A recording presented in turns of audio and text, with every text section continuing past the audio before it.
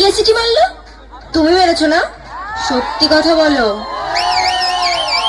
আবার এপাশ থেকে কে সিটি মারলো?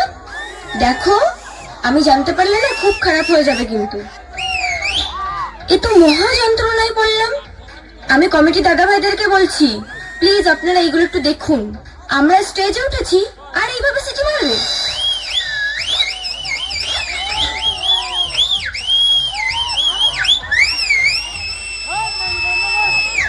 কেমন লাগলো? শুধু তোমরাই সিটি মারতে পারো না, আমরা সিটি মারতে পারি না?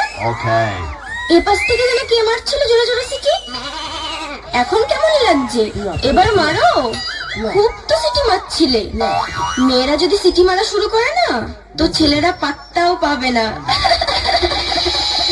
নমস্কার, রাগ করে কোথায় যাচ্ছেন?